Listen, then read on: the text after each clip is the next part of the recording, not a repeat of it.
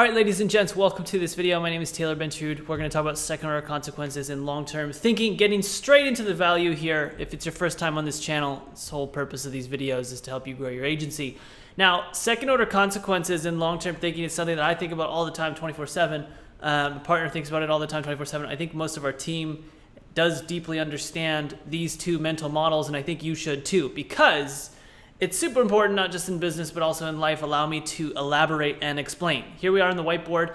What we have is second OC. This stands for order consequences. And then we have 4 different time frames. These are kind of the different time frames that I'll look at. Most people are pretty good at understanding the immediate time frame. Most people are okay at understanding the short term, and then they suck at the midterm and they suck at the long term. And they usually can't go past second order. There's third, fourth, fifth, sixth order. There's infinite orders of consequences. Let's get into all the complexities and basically remove the abstraction from what I'm talking about here. So the most simple form, let's just talk about first order consequences, okay? If you have a headache and you have a ton of pain, you would take an Advil, okay? And what happens when you take this Advil? That's a representation of an Advil. It's a terrible Advil. And your headache's gonna go away, right? The pain is gonna go away. Well, what's the second order consequence of taking that Advil? Let's assume that you're allergic to something within that medication or that type of medicine. Maybe the second order consequence is you have like a breakout of hives or you start throwing up.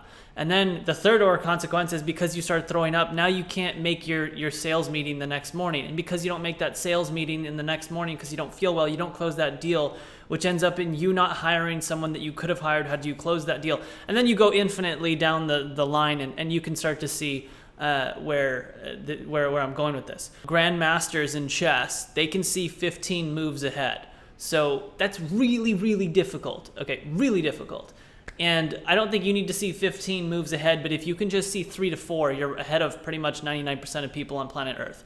So with that being said, let me give you some practical and real examples of immediate second order consequences. Again, in your agency, an immediate second order consequence of, let's say, hiring somebody. Let's say the first order consequence is you hire, okay? And the first order consequence is it should be able to allow you to grow or save you time. We'll just say this is gonna save you time. Actually, we're gonna make it allow you to grow because technically allow you to grow. So because you hired someone, in theory, you should have greater capacity for taking on more clients depending on the person that you hired. Let's assume it's an account executive or account manager, somebody who deals with client communication, manages the account, etc., etc., etc. Now, that should allow you to grow, but a second order consequence of that may be that it limits your growth because your training is not that great and you need to spend, let's say it limits your growth for two to 3 months. So there's a 2 to 3 month delay because your training sucks. And so you need to spend a lot of time one-on-one with that person. Now, the third order consequence, because you spent so much time with that person, is that maybe you lose some clients because you were spending so much time focusing on trying to train that person that you were ignoring the existing clients that you were potentially managing. This has personally happened to myself, okay? So I'm speaking from firsthand experience here. Now, sorry if that's Hawkins in the background. Now, this is a pretty simple second order consequence to understand, and I would say that this actually doesn't fall under immediate. This falls under, I would say, midterm to short term, okay? Because again, you hire someone, you think it's gonna allow you to grow, and then all of a sudden after like 1 to 2 weeks, you realize, holy crap, this is a lot more work than I thought. Fantastic, that's a good example. So immediate would be very simply, let's just say that you build a software and this software is gonna automate a task that is currently being manually done. Now, if you build this software and this machine, quote unquote, automates the task, and now you no longer have to do it manually because you have this beautiful machine doing it, well, the second order consequence or the first order consequence of that is that you're gonna have more time. Okay, that's very simple. But the second order consequence of having more time could be infinite amounts of things, right? But the most obvious one is pretty much that you're gonna have greater profit margins because that person who now has more time can focus on either managing more clients or they could focus on doing more work and getting more work done, which allows you to basically wait it out before you hire another person. Because if you can increase the capacity or the efficiency of someone's input or someone's output, then you effectively don't necessarily need to hire someone. So if you feel like your team is maxed out, you have a couple options. One, you could try to hire someone to increase the maximum capacity, or two, you could try to increase the efficiency levels of the team or of the system so that the system just runs smoother, it hums along faster, etc. So again, second order consequence of building a little software is that it'll save you lots of time immediately, the moment it's built, immediately. And that will lead to, in the long term, greater profits. So you can kind of see how these are all mingled together. All of these time dimensions here, they're not necessarily separate. You don't want to think in absolutes. You kind of got to think relative and I don't know how you'd say it, but not in a Newtonian linear mindset. You kind of have to see this in more or less a quantum perspective, and how one thing can activate another thing, which triggers a different time frame than the initial time frame that it started on.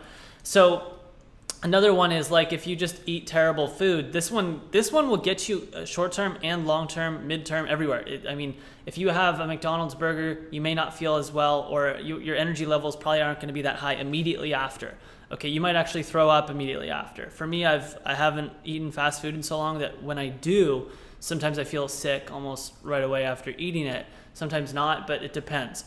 So immediately I'll feel bad, but then also within the next like 1 to 2 days, I won't be able to digest properly, and then I'll be like really like lethargic because my body's not able to digest, and now I can't really. I gotta like go on a fast and try to like cleanse my body, and for 2 to 3 days, it really messes me up. And then whatever was affected in that 2 to 3 days affects me for the next 2 to 3 weeks, which affects you for the next 2 to 3 months, et cetera, et cetera, et cetera. So you can start to see how your decisions have extreme second order, third, fourth, fifth, sixth order consequences.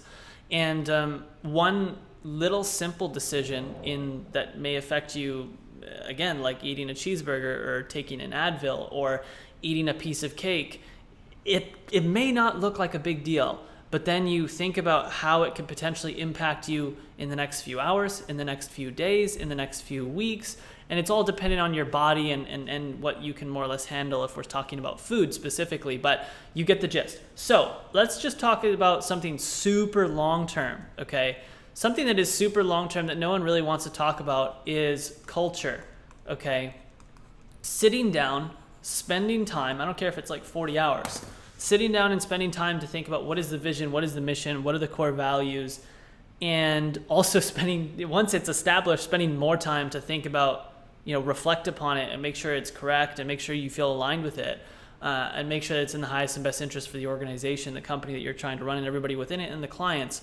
Because when you have culture, it's more or less a collective purpose that is shared amongst your team, and it creates greater engagement. And you don't do it and try to create culture for better engagement. You do it because it's something you want to do, and it is the best way to run your company, is to create a great culture.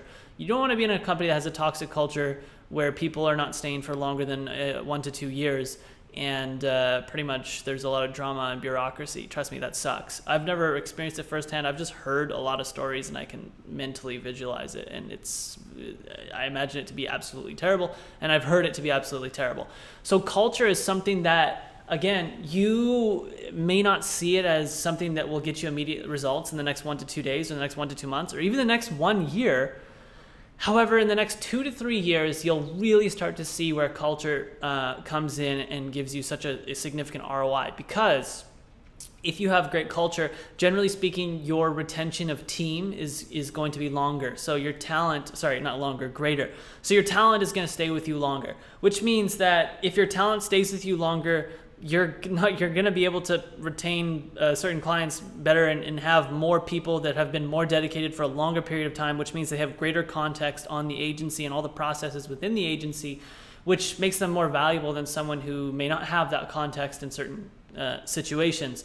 So in general, when you lose somebody, it is the most detrimental thing to a company, especially if it's a really good person who has been producing exceptional levels of output within the company. So losing people, in my opinion, is significantly worse than losing a client. Okay, losing a client hurts, but losing a team member that is a great team member that has, produced significant amounts of value for the company for extended periods of time is a tremendous loss, And it hurts you significantly more than a client lost, in my opinion, because what can happen is if an A player leaves, you might see the other A players leave.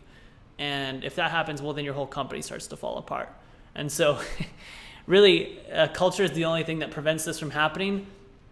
And I think a lot of founders don't really put too much time into it because, again, it's something that you don't see results in the next 1 to 2 days or the next 1 to 2 weeks or the next 1 to 3 months. You really see results in the next 3 to 4 to 5 years. So with that being said, that's long term. And hopefully this is kind of a super simple high-level view for you to be able to understand second-order consequences and long-term thinking. Ladies and gents, there's only one thing I ask of you. You know what it is. It's to hit the sub button and the notification bell. That's pretty much all I do on this channel, and I hope you found some value in this. Let me know your comments in the comment section below. Again, I think I covered this pretty decently, but it could have been done much better with slides, but I just kind of wanted to rant on it high level. All right, much love, guys. I'll see you in the next video, and let me know your thoughts. Ciao.